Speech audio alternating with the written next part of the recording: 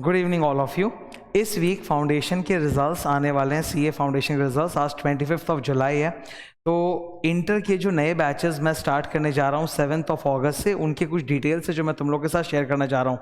मैं बहुत सारी चीज़ों पे बात करने जा रहा हूँ। नंबर 1, जब तुम इंटर में पढ़ने जाते हो पहली बार, फाउंडेशन तक लाइफ अलग थी, अब इंटरमीडिएट से एकदम सीरियस हो जाएगी पढ़ाई। तो उस वक्त तुमको किस तरह की तैयारी करनी चाहिए बिफोर स्टार्टिंग एवरी क्लास।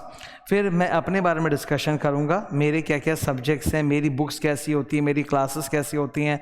और मेरा इंटर लॉ का जो बुक है ना वो ऑलरेडी प्रिंट में जा चुका है, तो उसका सैम्पल भी मैं तुम लोगों को शो करूंगा। टैक्स का भी जाने वाला है एंड देन फिर ऑडिट का बाद में। तो लेट्स स्टार्ट द डिस्कशन। सबसे पहली बात, लेट्स स्टार्ट विद दिस।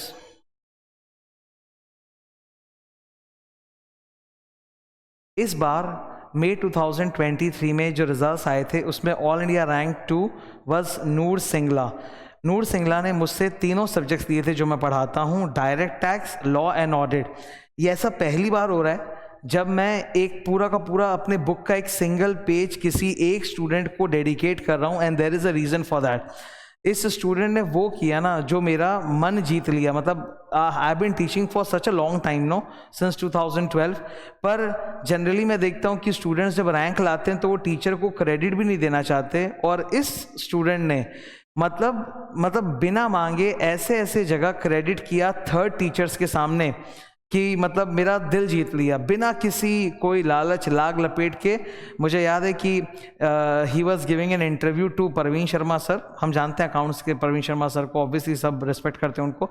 तो उन्होंने पूछा कि तुमने डायरेक्ट टैक्स की क्लास कहाँ से ली है, और इस लड़के ने बिना झिझक के एकदम सड़क से बोला मैंने सिद्धार्थ अग्रवाल सर की डायरेक्ट टैक्स की क्लास ली है। फिर उन्होंने पूछा लॉ ऑडिट किसका, बोला उन्हीं का, लॉ ऑडिट भी सिद्धार्थ सर से लिया है। And I will show you Noor ने मुझको क्या मैसेज भेजा था। ये मैसेज आप देख सकते हो, उसने व्हाट्सएप पे मुझे भेजा था। उसने, मैं समरी बताता हूँ, उसने बोला कि सर आपको लॉ ऑडिट को तो सब जानते हैं, लेकिन सर आपका डायरेक्ट टैक्स जो था वो एकदम बेस्ट था, जो एक्सप्लेनेशन कॉन्सेप्ट। सो क्या होता है कि इंसान एक नए चीज़ पर मेहनत करता है, और जब इस तरह का कोई उसको वैलिडेशन देता है तो ऑब्वियसली खुशी होती है। आज तुम भी मेहनत करोगे और लोग अगर उस चीज़ की सराहना करेंगे तो you will feel validated in your efforts. तो कहीं ना कहीं लगता है कि हाँ मेरी मेहनत सक्सेसफुल रही, कामयाब रही। ठीक है, I have been teaching tax since 2019, just before corona. फिर कोरोना के बाद मैंने अगेन उसको रीस्टार्ट किया था 2022 में। तो 2022 में पूरा डायरेक्ट टैक्स मैंने स्टार्ट किया था, पूरा पढ़ाने का तरीका सब कुछ बदल दिया था। I give 3 books in taxation. मैं सिर्फ इनकम टैक्स की बात कर रहा हूँ। आई teach direct tax and CA Vikas, my younger brother, he teaches indirect tax. तो डायरेक्ट टैक्स में मैंने 3 बुक्स दी थी। 2 बुक्स दी थी मैंने volume 1 volume 2 which contains entire theory, question and answers, everything. और फिर मैंने एक कलरफुल कॉम्पैक्ट बुक भी दिया था। 3 बुक्स दी थी मैंने डायरेक्ट टैक्स की। इस बार भी नया सिलेबस है, नया असेसमेंट ईयर है, भयंकर चेंज होने वाला है डायरेक्ट टैक्स के अंदर, तो उसमें भी 3 बुक्स ही मैं दूंगा। 2 वॉल्यूम जो कवर करते हैं सब कुछ, and then a compact book. Tax में क्या होता है ना, असेसमेंट ईयर, प्रीवियस ईयर एक होता है। मतलब तुम लोग जो नहीं जानते हो, फाइनेंशियल ईयर सोच लो एक बार। फाइनेंशियल ईयर जब चेंज होता है ना तो पूरा टैक्स बदल जाता है। जैसे तुम लोगों का एग्जाम कब होगा, मई 24 या नवंबर 24 में। मई 24 या नवंबर 24 कौन से फाइनेंशियल ईयर में आता है, 2024-25, उसको हम लोग असेसमेंट ईयर कहते हैं। तो उन स्टूडेंट्स के लिए पूरा नया टैक्स एप्लीकेबल होता है, कंप्लीट चेंज। जो आपने अभी पिछले बैचेस में आप जो टैक्स में पढ़ा रहा था उसके मुकाबले एक हैवी अमाउंट ऑफ चेंज आने वाला है डायरेक्ट टैक्स के अंदर। बहुत सुंदर चेंज है, and we will be the first movers in direct tax. सबसे पहले मैं बैच चालू करने जा रहा हूँ 7 अगस्त को, सवेरे 8 बजे का स्लॉट डायरेक्ट टैक्स से। ओके, सो एंड और भी स्टूडेंट्स हैं जिनका हमेशा पॉजिटिव फीडबैक रहता है। ये toppers hall of fame. Toppers मैं उनको बोलता हूँ जिनका फाइनल, इंटर में या फाइनल में 1 डिजिट रैंक होता है, मतलब 1 से लेकर 9 तक रैंक ना 1 से 50 तक जाते हैं। और सिंगल डिजिट रैंक जो होता है generally they are considered to be more meritorious toppers. तो ये टॉपर्स हॉल ऑफ फेम है। CMA का ranker Sarvesh Sabu, CMA intermediate, and then CA inter Nishtha Botra, नूर सिंगला, जतिन पोदार, ऐसे चलते जा रहे हैं। ठीक है, this toppers hall of fame. Now I will show you the book for once. ठीक है, ये देखो इस बार अभी लॉ की बुक्स रेडी हैं, तो इससे मैं लॉ की बुक्स पहले दिखा रहा हूँ, फिर टैक्स की बुक्स जैसे रेडी होंगी मैं वो भी शो करूंगा तुम लोग को यूट्यूब पर आकर। लॉ में इस बार 4 बुक्स रहने वाले हैं। ओके, 2 बुक्स रहेंगे V1 V2 वॉल्यूम 1 वॉल्यूम 2 जिसमें सारे चैप्टर्स रहेंगे, और 2 क्वेश्चन बैंक रहेंगे Q1 Q2, तो टोटल 4 बुक्स रहेंगे। Okay, this is the first volume 1 का कवर। It is for CA CMA, both CA CMA inter. Volume 1 V1 Q1 is common to CA and CMA students, and volume 2 Q2 is different, वो फिर CMA के अलग होता है, CA का अलग हो जाता है। Okay, this is volume 1, 2-in-1 book है, मतलब इसमें सारा थियोरी है और कॉम्पैक्ट भी यही है। बिकॉज क्या होता है, लॉ और ऑडिट प्योर थ्योरी सब्जेक्ट्स होते हैं जिनमें सम्स नहीं होता, टैक्स में सम्स होता है। तो क्या होता है, थ्योरी सब्जेक्ट में अलग से compact banana is stupidity. Because क्या होता है, क्योंकि थ्योरी तो सारी की सारी हमको पढ़नी है, हम कुछ कंटेंट तो काट नहीं सकते। टैक्स में तो कॉम्पैक्ट बुक फिर भी बन जाता है कि बहुत सिंपल है, टैक्स की बुक्स जो है वॉल्यूम 1 वॉल्यूम 2 उसमें से सारा सम्स हटा दो तो प्योर कंटेंट बचेगा, दैट विल बी कॉम्पैक्ट। लेकिन लॉर्ड में तो सम्स है ही नहीं हटाने के लिए, और अगर थ्योरी हटाऊंगा तो फिर कहीं ना कहीं कुछ छूट जाएगा। तो इट्स अ 2-in-1 बुक, मतलब it will serve for theory also and compact also. यही थियोरी है और यही कॉम्पैक्ट बुक है, ठीक है। It's a 2-in-1 book volume 1। इसके अंदर 17 चैप्टर्स रहेंगे, मैं चैप्टर्स भी शो करूंगा एक बार। फिर ये है क्वेश्चन की बुक, वॉल्यूम 1 के corresponding question bank Q1 full solve रहता है। प्रेजेंटेशन जैसे एग्जाम में करना चाहिए वो मैं पूरा डिस्कस भी करता हूँ, ठीक है। बुक में मैंने बुक के आउटर कवर में ही हमारे टीचर्स और subjects, I teach direct tax, law and audit, Vikas भैया teachers indirect tax, and Shruti madam she teachers mathematics. बहुत जन पूछ रहे थे सर ER क्या होता है, ER स्टैंड्स फॉर इंजीनियर। तो श्रुति जो है शी इज एन इंजीनियर और वो मैथमेटिक्स पे फोकस करेंगे, ठीक है। वो टेलीग्राम चैनल और यूट्यूब चैनल का कोड वर्ड था। फिर अबाउट द क्लासेस, ये बुक के अंदर ही लिखा हुआ है मेरी क्लासेस किस तरह से होती हैं, वो मैं एक बार डिस्कस करना चाहता हूँ तुम लोग सबके साथ। कोई भी स्टूडेंट जो क्लासेस ज्वाइन करना चाहता है उसको पता होना चाहिए पहले से अपने टीचर के बारे में कि भाई ये हमारा टीचर कैसा है, ठीक है। तो एक कंप्लीट इंट्रोडक्शन बहुत ज़रूरी है, इसमें समय बर्बादी की बात नहीं। It's all about that you should know me if you are learning from me. थोड़ा मेरे पढ़ाने के अप्रोच के बारे में पता होना चाहिए। तुम्हारे जो सीनियर होंगे, फ्रेंड्स होंगे, बड़े भाई बहन होंगे, कजिन्स होंगे, उन्होंने मेरे बारे में रेकमेंड किया होगा, या शायद तुमने कभी यूट्यूब पे मेरी कोई लेक्चर क्लास या सेशन देखा हो, उससे तुम्हें मेरे बारे में पता होगा। बट एक कंप्लीट आइडिया के लिए मैं तुम्हारे को डिस्कस करने जा रहा हूँ about my classes, and then I will discuss about my books, ठीक है। शॉर्ट एंड सिंपल सब डिस्कस करेंगे। Point number 1, I am very hard working teacher, और ये मैं पूरी ह्यूमिलिटी के साथ, मतलब क्या बोलते हैं, एकदम हम्बल होके बोल रहा हूँ कि I am a very hard working teacher. मैं टैलेंट में, इंटेलिजेंस में उतना विश्वास नहीं करता जितना हार्ड वर्क पे करता हूँ, इसीलिए मैं पूरी अपनी जान लगाता हूँ क्लास में। मेरी एक एक क्लास में मैं अपना मैक्सिमम परफॉर्मेंस देता हूँ 100%, कभी भी दाएं बाएं हम लोग हटते नहीं हैं। सेकंड, हर क्लास के पहले आज तक मुझे इतना समय हो गया पढ़ाते हुए, हर क्लास के पहले मैं खुद पढ़ाई करता हूँ, रिसर्च करता हूँ कि आज की क्लास में क्या क्या पढ़ाना है, क्या क्या बोलना है, कैसे बोलना है। तब जाके जब मैं क्लास देता हूँ तो उसमें एक अलग ही लेवल आ जाता है, स्टूडेंट को एक एक बात अच्छी तरह से समझ में आने लग जाती है, because I am too much prepared before every class. अक्सर स्टूडेंट बोलते हैं ना कि हम लोग पढ़े थे भूल गए, वो बात तो स्टूडेंट के साथ भी होता है, टीचर के साथ भी होता है। But as a teacher it is my duty कि पहले मैं खुद पढ़ूँ, रिवाइज करूँ, और फिर तुमको ये ज्ञान दूँ कि तुम भी पढ़ो, रिवाइज करो। तो हर क्लास के पहले जो स्टूडेंट्स मेरी ऑफलाइन क्लासेस करते हैं, मतलब सेंटर पे आके, उन्होंने मुझे हमेशा देखा होगा कि क्लास के पहले मैं पढ़ाई कर रहा होता हूँ, एकदम भयंकर बुरी तरह से पढ़ाई। थर्ड पॉइंट, हर चैप्टर हमारे लिए ज़रूरी होता है। ये कॉम्पिटिटिव एग्जाम है, 100% कवरेज होना चाहिए। अब आप समझो 50% सिलेबस ऐसा होता है जो इजी और इंटरेस्टिंग होता है, 50% सिलेबस ऐसा होता है जो हार्ड एंड बोरिंग होता है। तो जो चैप्टर हार्ड एंड बोरिंग होता है ना, मैं उसमें डबल एफर्ट डालता हूँ ताकि वो तुम्हारे लिए इजी इंटरेस्टिंग बने। अगर एज ए टीचर मैं एक हार्ड चैप्टर को इजी नहीं कर पा रहा हूँ, इंटरेस्टिंग नहीं कर पा रहा हूँ, तब फिर मैं स्टूडेंट से कैसे उम्मीद रखूंगा कि वो अच्छे मार्क्स लेके आएगा। तो उन चैप्टर्स पे मेरा हमेशा डबल एफर्ट रहता है। नंबर 4, मैं बहुत सारे एग्जाम्पल्स रिसर्च करता हूँ, डिस्कस करता हूँ, और उन एग्जाम्पल्स मैं अक्सर कहता हूँ क्लास में कि तुम मेरा थ्योरी भूल जाओगे पढ़ाया हुआ, मेरा एग्जाम्पल नहीं भूलोगे, और एग्जाम्पल से वो टॉपिक इंटरेस्टिंग लगेगा और तुम्हारा सब्जेक्ट में एक इंटरेस्ट इग्नाइट होगा, जागरूक हो जाएगा। 5 नंबर, हर क्लास के पहले मैं अपना एजेंडा डिस्कस कर देता हूँ कि आज की क्लास में हम लोग क्या क्या पढ़ने जा रहे हैं। तो उससे क्या होता है, बहुत सारे स्टूडेंट हैं जो घर में भी तो क्लास करते हैं, ऑफलाइन क्लास जितने स्टूडेंट्स करते हैं उससे कई ज़्यादा स्टूडेंट्स ऑनलाइन क्लास करते हैं अपने घर में, तो उनको पहले से पता रहता है कि अच्छा अभी ये लेक्चर में चालू कर रहा हूँ तो इस लेक्चर में सर ये टॉपिक पे बात करने जा रहे हैं। तो एजेंडा इज़ वेरी क्लियर, हम लोग हैपजर्ड नहीं पढ़ते, पूरा एकदम सजा के ऑर्गेनाइज तरीके से पढ़ते हैं। नंबर 6, क्लास के दौरान मैं हमेशा प्री रिविजन करता हूँ। प्री रिविजन मतलब पिछले दिन जो भी पढ़ाया, when I start the class I start with the revision of the previous class, because I always believe कि एक स्टूडेंट जो है ना वो इतने सारे सब्जेक्ट्स में उलझा हुआ है कि जब वो क्लास करने आएगा तो फुल रिविजन या घर से पढ़ के नहीं आया होगा। तो पहले मैं उसको पढ़ा के रिवाइज करा के एक मोमेंटम दूंगा, फिर नया ताज़ा टॉपिक स्टार्ट करूँगा। नंबर 7 बहुत सुंदर बात है। जब मैं स्टूडेंट था ना तो मैं बहुत सारे डाउट्स में अटकता था। मुझे पता है कि तुम में से कितने सारे स्टूडेंट्स हैं जिनको ये सबसे बड़ा क्वेश्चन होगा कि सर आप हमारा डाउट कैसे सॉल्व करोगे, ठीक है, बिकॉज बोलते बहुत जन है, करते बहुत कम जन है। तो मैं डाउट्स के बारे में आपको बता देता हूँ।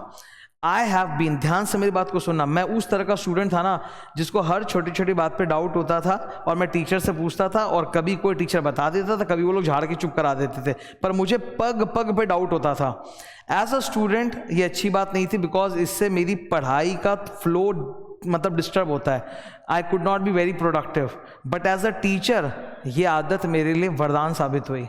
आज भी जब मैं कोई टॉपिक पढ़ाने जाता हूँ तो पढ़ाने के पहले तो पढ़ना पड़ता है और मुझे पहले से पता चल जाता है कि यहाँ डाउट आएगा स्टूडेंट का, और वो सारा डाउट मैं पढ़ाते वक्त ही क्लास में बोल देता हूँ और लिखा भी देता हूँ। कई बार तो टाइप करके डाल देता हूँ बुक के अंदर कि तुम्हारे पास हमेशा वो रहे मेरा डाउट एक्सप्लेनेशन, सो दैट कि घर में तुमको एकदम डाउट्स नहीं हो। कितने सारे तुम अपने दोस्तों से पूछना जिन्होंने भी तुमको रेकमेंड किया उनसे कि सर की क्लास करते हो डाउट क्या होता है, सर पूरा डाउट क्लास में डिस्कस करते हैं। कई बार तो जो डाउट तुमने सोचा भी नहीं होगा वो भी मैं ही बता देता हूँ अपनी तरफ से कि यही ऐसे ऐसे होगा। तो डाउट सॉल्विंग वो मेरा एकदम फोर्टे है, वो एक भगवान का समझ लो आशीर्वाद है मेरे ऊपर कि मैं पहले से समझ जाता हूँ कि इस टॉपिक में कहाँ कोई स्टूडेंट अटक सकता है, और वो सारे डाउट मैं पहले से ही डिस्कस कर देता हूँ ताकि पढ़ते वक्त घर पे तुमको ज़रा सी भी दिक्कत नहीं हो।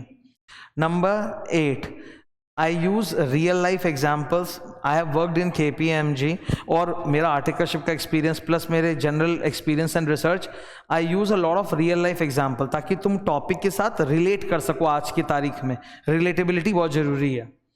फिर नंबर 9, मेमोराइजेशन। मेमोराइज अगर नहीं करेंगे, मेरे सब्जेक्ट्स की मैं बात कर रहा हूँ, tax, law, audit, TLA। Tax में सम्स के अलावा बहुत सारे प्रोविजंस होते हैं जो एक साथ याद करने पड़ते हैं, डेटा इंटेंसिव, और लॉ और ऑडिट तो थ्योरी है ही, सिर्फ आप समझ लोगे उससे आपको अच्छे नंबर नहीं मिलेंगे एग्जाम में। You have to memorise also. अगर तुम मेमोराइज करके एग्जाम में नहीं लिख सकते तो नंबर नहीं मिलेंगे।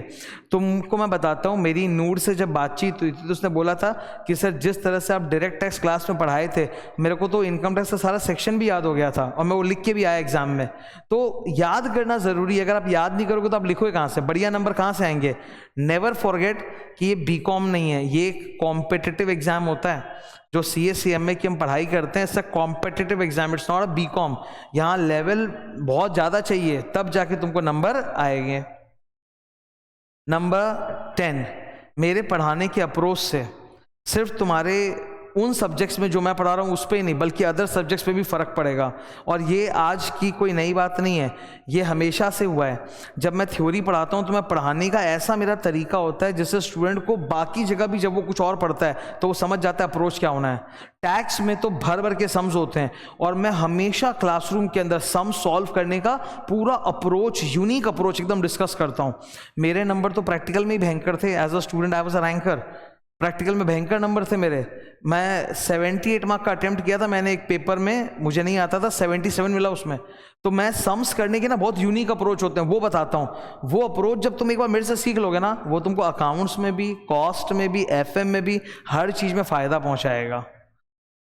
नेक्स्ट नंबर 11, जो भी मैं पढ़ाऊंगा, बोलूंगा, समझाऊंगा वो मैं राइट करा दूंगा, लिखा दूंगा, चाहे बुक में चाहे कॉपी में, ताकि कभी भी खोए नहीं।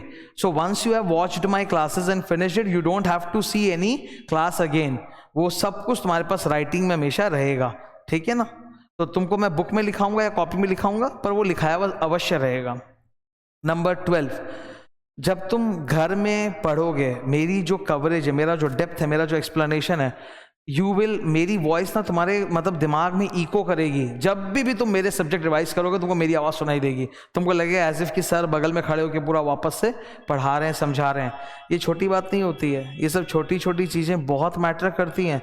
इनका अल्टीमेट जो कॉम्बाइंड इफेक्ट आता है ना एग्जाम में, वो जबरदस्त सुपर आता है। तो ये छोटी चीज़ें नहीं है, इन्हीं से परफेक्शन बनता है। 13 नंबर पॉइंट, क्वेश्चन बैंक जो मैं तुम लोग को देता हूँ वो फुल्ली सॉल्व होता है और मैं पूरा क्लास में डिस्कस करता हूँ कि ऐसे ऐसे लिखना है क्वेश्चन में, देखो ये क्लूज है, इसको ऐसे सोचना है, this is the how way you right in exam presentation. और ये हर क्वेश्चन में करती है, ये नहीं कि बस एक बार गायत्री मंत्र बोल के छोड़ दिया। हर क्लास में जब जब चैप्टर का जो जो क्वेश्चन होता है वो मैं ही डिस्कस करा के छोड़ता हूँ। I don't give homework, because मुझे मालूम है होमवर्क दूंगा कोई करेगा कोई नहीं करेगा, तो मुझे सबको साथ लेके चलना है। जो टॉपर है उसको भी साथ लेके चलना है और जो सबसे बेचारा लोएस्ट स्टूडेंट है उसको भी मुझे साथ लेके चलना है। सो मैं होमवर्क में बिलीव नहीं करता, क्लास में मैं पूरा डिस्कस कर देता हूँ question bank. So that was about the classes. Now I will show you the books, about the books. हर नए बैच के पहले मैं बहुत मेहनत करता हूँ इन क्रिएटिंग न्यू बुक्स। मैं अपनी पूरी बुक को चेंज कर देता हूँ। मेरी किसी भी नए बैच में जो नया बुक आता है ना, उसमें कम से कम पिछले बैच के मुकाबले 10 तरह के अलग अलग डिफरेंसेस, चेंजेस आपको देखने को मिलेंगे। क्योंकि मेरा मानना है कि बुक अगर ज़बरदस्त है तो क्लास और ज़बरदस्त होगी। ठीक है, I am not a secretive teacher कि मैं अपने मेथड, एक्सप्लेनेशन या कोई चीज़ को सीक्रेट रखूँ। ज्ञान तुम्हारे लिए ही है, वो तुमको ही मिलना चाहिए, वो अपने पास संजोने से तो मुझे कुछ होगा नहीं। तो जितना ज़्यादा ज्ञान मैं अपनी किताब में डालूंगा, मेरी क्लास की क्वालिटी उतनी ज़्यादा और निखर के आएगी। I believe in that philosophy. तो हर नए बैच के पहले बहुत मेहनत करते हैं। इस बार भी जो बुक्स आप लोग को मिलेंगे बहुत डिफरेंट रहेंगे, एकदम पूरा मज़ा आ जाएगा पढ़ के। इंस्टीट्यूट का सारा स्टडी मटेरियल मैंने ऑलरेडी रिसर्च कर लिया है और जो जो रेलेवेंट था सब कुछ बुक में इंक्लूड कर दिया है। तो तुमको मेरी बुक के अलावा और मेरे कॉपी नोट्स के अलावा और कुछ भी पढ़ने की आवश्यकता नहीं है। बस जो मैं बोलूं वैसा फॉलो करते जाना। मैं जब लिखूं तो मेरे साथ लिखना है, मेरे साथ साथ क्लास में लिखना है। 4 नंबर, इस बार जैसा कि लॉ के लिए मैं बता रहा हूँ, अभी लॉ के क्योंकि बुक बन गए तो मैं लॉ का बता सकता हूँ। लॉ में 4 बुक्स रहेंगे, 2 वॉल्यूम्स रहेंगे V1 V2 और 2 क्वेश्चन बैंक रहेंगे Q1 Q2। तो V1 Q1 अभी पहले मिलेगा, V2 Q2 बाद में मिलेगा। V1 and Q1 have got 17 chapters and the remaining chapters are in V2 Q2। V1 V2 are theory books and वही पूरा थ्योरी बुक रहेगा, पूरा सब कुछ उसमें सब समझाया हुआ रहेगा। और क्वेश्चन बैंक अलग रहेगा, Q1 Q2 are question banks which are fully solve. सो उससे क्या होता है, क्वेश्चन को अलग कर देने से क्या होता है कि थ्योरी का साइज कम हो जाता है। तो वही आपके पास प्योर थ्योरी बुक की तरह रहता है जो आपको बार बार पढ़ना है, रिवाइज करना है, उसी को आपको यूज करके मैराथन्स देखने, एग्जाम में जाना है। तो इसीलिए पूरा एकदम सेपरेट कर दिया, V1 V2 अलग, Q1 Q2 अलग। सारे क्वेश्चंस जितने भी अवेलेबल हैं, जो इंस्टीट्यूट के नए क्वेश्चन हैं, पुराने, सब मैंने इंक्लूड कर दिया है फुल प्रॉपर प्रेजेंटेशन के तरीके से कि जैसे एग्जाम में लिखना है। पहले लीगल सेक्शन, उसका ज्ञान, फिर एनालिसिस एंड केस का कंक्लूजन, एकदम पूरा प्रॉपर प्रेजेंटेशन स्टाइल में, 1 नंबर प्रेजेंटेशन। देन अच्छा हाँ, बुक में कई जगहों पे मैंने अपने एक्सप्लेनेशन भी डाल दिए। जैसे बहुत सारी चीज़ों में डाउट नहीं होता कि स्टूडेंट को, अब देखो सारे डाउट्स तो लिख पाना, इमेजिन करना पॉसिबल नहीं, वो मैं क्लास में बता ही दूंगा। और मैंने बहुत सारे जगहों पे अपना एक्सप्लेनेशन, एग्जाम्पल नोट्स भी डाल दिया है, उसको बोलते हैं सिद्धार्थ सर्स नोट्स, तो वो भी बुक में रहेगा। एवरी चैप्टर, कोई भी चैप्टर जो अपने पढ़ते हैं ना, वो मैं शो करूंगा। It always begins with a section summary कि ये सेक्शंस अपने पढ़ने जा रहे हैं, तो पहले से दिमाग एकदम तैयार होता है कि अच्छा इस चैप्टर में ये सेक्शंस है और ये वाले स्टार है, मतलब ये इंपॉर्टेंट है। ओके, सारे के सारे नोट्स टैबुलर फॉर्मेट में है, लेफ्ट साइड मार्जिन है जिसके बगल में हम लोग कुछ कुछ लिखते रहेंगे, रनिंग नोट्स देते रहेंगे क्लास में, और एग्जाम्पल, डायग्राम, समरी टेबल भर भर के पूरे बुक में। तो that was about the book. Okay, I will show you the book also in detail. ये देखो, जैसे ये V1 है, ठीक है, ये वॉल्यूम 1 वाली किताब है, ये लॉ की है, ठीक है। लॉ में पहले 3 chapters, introduction of the subject, answer writing, presentation कैसे होना चाहिए, कंपनी लॉ का बेसिक्स, और फिर यहाँ से चैप्टर बाय चैप्टर स्टार्ट हो गया है, ठीक है, चैप्टर बाय चैप्टर। ये वाले चैप्टर्स जो हैं ये वॉल्यूम 2 में आएंगे, अलग किताब है वो। ओके, ये देखो, दिस इज द बुक। जो तुम बोर्ड पे देख रहे हो, this is the book that you are going to get. So I will show you just एक बार एग्जाम्पल के लिए ना, मैं चैप्टर 1 दिखा देता हूँ तुम लोग को. ये चैप्टर 1 होगा इनकॉर्पोरेशन एंड ओपीसी. तो चैप्टर कोई भी चालू होता है ना, तो सबसे पहले उसके एक सेक्शन समरी टेबल रहता है, जिससे पता चले कि ओके इस चैप्टर में ये टॉपिक आने वाला है, उसमें से ये स्टार है. तुम देखो कुछ जगह मैंने स्टार दिया होगा, 3A के बगल में स्टार है, 7 में स्टार है, स्पाइस प्लस में स्टार है. तो पता रहता है कि यार ये ज़्यादा इंपॉर्टेंट है और अंदर क्या क्या होने जा रहा है. पढ़ना सब कुछ है, पर एक रहता है ना कि सर कौन सा सेक्शन नंबर याद करें, वो पहले से है. ठीक है, फिर ये टॉपिक बाय टॉपिक चालू हो गया, एक्सप्लेनेशन, समरी, सब कुछ, सब एग्जाम्पल, समरी, सब कुछ मैं क्लास में डिटेल में डिस्कस करके पढ़ाऊंगा. देखो तुम लोग देखो, पहला डेफिनेशन अभी आया कंपनी का, उसी में देखो लिखा हुआ है सिद्धार्थ सर. मतलब मेरा एक्सप्लेनेशन नोट मैंने लिख के डाल दिया है कि कहीं इधर उधर भटकना नहीं है. तो या तो वो टाइपिंग में लिखा होगा, नहीं तो मैं क्लास में पढ़ाते हो तो लिखा दूंगा, पर मैं लिखा दूंगा. बहुत सारे स्टूडेंट्स और पेरेंट्स, गार्जियंस आते हैं, वो बोलते हैं कि सर हमारा ये जो बच्चा है थोड़ा कमज़ोर है, इसको याद नहीं रहता, और ये तो घर में क्लास करेगा, आप कैसे सपोर्ट होगा. हर चीज़ जो मैं बताऊंगा, पढ़ाऊंगा, समझाऊंगा, वो राइटिंग में लिखा के दूंगा, लिखा हुआ रहेगा तुम्हारे पास हमेशा तुम के लिए. It will be with you when ever you will revise. तुम्हारे कानों में मेरी आवाज़ गूंजेगी, पूरी पढ़ाई भी, क्या क्या मैंने एक्सप्लेन किया था, हर जगह मेरे नोट्स वगैरह सब डाले हुए रहते हैं. मैं उस तरह का फिलॉसफी में बिलीव नहीं करता कि I should hide something. Everything should be given to student. जितना ज़्यादा बुक अच्छी होती है, क्लास का लेवल उतना ज़्यादा ऊपर की तरफ जाता है. ये बात मैं डायरेक्ट टैक्स में भी फॉलो करता हूँ, लॉ में भी करता हूँ और ऑडिट में भी करता हूँ. सैम्पल में भी लॉ की बुक दिखाई because that was available. Now when you people come to my first class. अच्छा, coming to the बैचेस कब स्टार्ट होंगे सर? 7 अगस्त के आसपास स्टार्ट होंगे. 7 अगस्त, बहुत जल्दी, 1 या 2 दिन में मैं अपना पोस्टर बना लेता हूँ, फिर वो दे दूंगा. टाइमिंग्स क्या रहेंगे? I will be teaching 7 days a week, 7 दिन पढ़ाएंगे. मॉर्निंग ग्रुप 1 में कौन कौन से सब्जेक्ट्स हैं? अकाउंट्स 100 मार्क, लॉ 100 मार्क और tax 100 mark, 50-50, direct tax 50, indirect tax 50. That is group 1. और ग्रुप 2 में क्या क्या आता है? कॉस्ट, ऑडिट और फाइनेंशियल मैनेजमेंट, स्ट्रेटेजिक मैनेजमेंट, ये ग्रुप 2 में आता है. तो पहला फोकस एक स्टूडेंट का किस में होना चाहिए? ग्रुप 1 में. अब मैं तुम्हारी पढ़ाई की एंगल से बता रहा हूँ, तुम लोगों को पढ़ते हो तो क्या तुम्हारा अप्रोच होना चाहिए. ठीक है, अभी बहुत इंपॉर्टेंट बात है, ध्यान से सुनना. फर्स्ट टाइम ऐसा होगा कि तुम अपने 11-12 के मेंटालिटी से निकलोगे और असली लेवल की पढ़ाई स्टार्ट करोगे. बड़ा मज़ा आएगा, मतलब हार्ड स्ट्रगल भी होगी लाइफ में, लेकिन मज़ा भी आएगा, खुद पे मजा. देखो, हार्ड वर्क जिसका फल मिले ना, वो हमेशा अच्छा लगता है. तुमको पता चल जाता है कि ये मेहनत जो मैं कर रहा हूँ ये एक्चुअली फायदेमंद होगी, तो तुम बहुत जी जान से मेहनत करोगे और हो सकता है तुम्हारा वो आउटकम या वो रिजल्ट आए जो 11-12 में भी नहीं आया था. 11-12 में जो लोग टॉपर नहीं थे वो इंटर में भी रैंक लाते हैं, ये सच है. तो वो पढ़ाने का और पढ़ने का एक तरीका होता है, उसी में मैं तुमको गाइड कर रहा हूँ. देखो, फाउंडेशन जो था ना वो 11-12 जैसा ही था, सिलेबस करिकुलम, नया करिकुलम नहीं, नया यहाँ पे आ रहा है. तो क्या क्या करना चाहिए? फर्स्ट रूल, सबसे important rule, watch all classes. 100% coverage होना है, कभी सेलेक्टिव नहीं करना है. हर एक क्लास को देखते वक्त, चाहे ऑफलाइन बैच हो चाहे ऑनलाइन हो, active body language, full concentration, जो टीचर ने बोला वो सीधा याद कर लो वहीं पे बोल के. ये एटीट्यूड बहुत जरूरी है. पहले 6 महीने तक की जो पढ़ाई होती है, जो क्लासेस चलती हैं, 6 महीने तक आपको क्लासेस करना है, फिर लास्ट के 2-3 महीने में आपको घर पे बैठ के रिवीजन करना है. जैसे अभी आपकी क्लासेस चालू हो जाएंगी अगस्त से, तो अगस्त, सितंबर, अक्टूबर, नवंबर, दिसंबर, जनवरी, 6 महीने तक. मेरे बैचेस जल्दी खत्म हो जाते हैं, पर मैं बाकी सारे सब्जेक्ट्स का बता देता हूँ. 6 महीने अपने आप क्लासेस के लिए रख लो, अगस्त से जनवरी तक सारे सब्जेक्ट के क्लासेस करने हैं. और फिर 3 महीना फरवरी, मार्च, अप्रैल घर में दबाकर रिवीजन करना है, रट्टा मारना है. तो 6 महीने जब क्लासेस करना है, प्लीज फुल कंसंट्रेशन के साथ सारे क्लासेस, सारे टॉपिक, हर चीज पढ़ाई करना, कुछ भी मिस आउट नहीं करना, एकदम एक्टिव होकर पढ़ना है, चाहे ऑफलाइन हो चाहे ऑनलाइन हो. स्टेशनरी अब तक अगर नहीं बनाया तो अब बना लो. बैचेस चालू होने अगस्त में, तो पहले से एक स्टेशनरी का पाउच खरीद लो अपने साथ. इसमें कोई शर्म की बात नहीं है.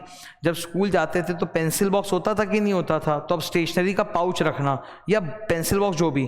क्या क्या स्टेशनरी आपको चाहिए? मेरे को जेल पेन ज़्यादा पसंद है, आपको बॉल पेन पसंद है, आप बॉल पेन करो, पर 3 कलर चाहिए, रेड, ब्लू, ब्लैक, 3 कलर के पेन है. और रेड पेन तो मतलब वो तुम्हारे लिए ब्रह्मास्त्र है, वो तो रहना ही चाहिए. रेड पेन का तो कोई मतलब है ही नहीं मुकाबला.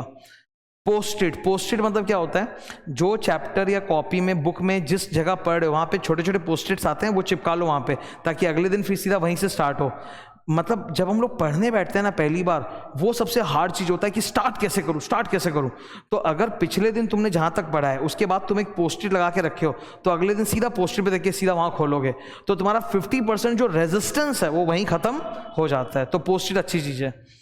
Then you should have whitener with you.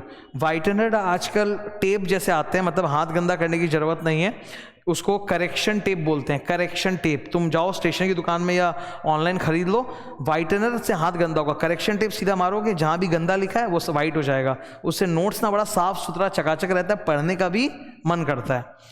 You need highlighter. 3 colour के हाईलाइटर मैं बता रहा हूँ, मेरे क्लासेस का तो मैं 3 बता रहा हूँ, पिंक, ऑरेंज, येलो। मैं भी यही 3 रखता हूँ, तुम भी ये 3 रखो। आज भी मेरे पास स्टेशनरी बैग रहता है, हमेशा पढ़ाई करते हो, तुम्हारे पास भी होना चाहिए।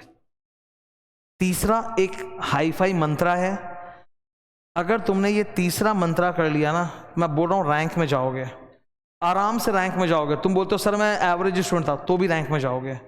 रैंक यहाँ 1 2 3 नहीं होता ना, 1 से 50 तक होता है। अगर तुम एवरेज स्टूडेंट भी रहे हो, बिलो एवरेज भी रहे हो ना, तो भी अगर तुमने ये कर लिया ना, तुम रैंक में चले जाओगे। 2 क्लासेस के पहले बीच में 2 बार रिवीजन। जैसे आज तुमने मेरी सपोज तुम सवेरे 8 बजे आए, मेरे टैक्स का क्लास किया, 11 बजे मेरे लॉ का क्लास किया, और फिर बाद में तो ऑडिट होगा, और फिर 2 बजे अकाउंट्स का क्लास किया। तो ऐसे बैक टू बैक तुमने ग्रुप 1 के 3 सब्जेक्ट किए। अगले दिन क्लास स्टार्ट करने के पहले 2 बार रिवीजन कर लो। 2 बार रिवीजन कैसे? एक तो क्लास खत्म होने के बाद सेम डे या नाइट में कर लो, और दूसरा अर्ली मॉर्निंग, अगले दिन सवेरे उठो, अर्ली मॉर्निंग क्लास चालू करने के पहले एक बार फिर रिवाइज कर लो। जो रट्टा हो जाएगा ना तुमको, मैं बता नहीं सकता। तुम ऐसा मतलब ब्रेक थ्रू करोगे, मतलब तुम अपनी परफॉर्मेंस की जो पीक सीलिंग है आज तक की, तुम उसको शैटर कर दोगे if you follow this 2 times revision between classes. Group 1 में ना 3 सब्जेक्ट्स हैं हमारे, अकाउंट्स, लॉ, टैक्स। तो मैंने टाइमिंग भी ऐसा रखा है कि एकदम आराम से कंफर्टेबली कर सकते हो। सवेरे 8 बजे टैक्स, एकदम ब्रह्म मुहूर्त मॉर्निंग 8 बजे डायरेक्ट टैक्स का क्लास अपना चालू हो जाएगा। 2.5 घंटे का क्लास होता है 8 से 10:30। फिर 11 बजे लॉ के क्लासेस चालू हो जाएंगे 11 से 1:30। फिर 2 बजे अकाउंट्स के क्लास होते हैं आपके, जो कि अकाउंट्स ऑब्वियसली मैं नहीं पढ़ाता, जो भी अकाउंट्स के आपके टीचर है वहाँ पर। तो बैक टू बैक ग्रुप 1 के 3 सब्जेक्ट्स एक साथ तुम कर सकते हो। My classes will be offline and online in all modes available. Whichever you want to choose as per your convenience, you can do that. Not an issue at all. Audit batch मैं कब start करूँगा? Audit batch भी 11 बजे के slot में start होगा after my law batch is completed. Typically मुझे 3 महीने लगेंगे ख़त्म करने में। डायरेक्ट टैक्स का बैच जो है वो 3 महीने में, 2.5-3 महीने में ख़त्म हो जाएगा। लॉ का भी 3 महीने में ख़त्म हो जाएगा, उसके बाद ही ऑडिट स्टार्ट होगा। तो अगस्त, सितंबर, अक्टूबर, ये 3 महीने मैं 8 बजे डायरेक्ट टैक्स पढ़ाऊँगा और 11 बजे लॉ कंप्लीट।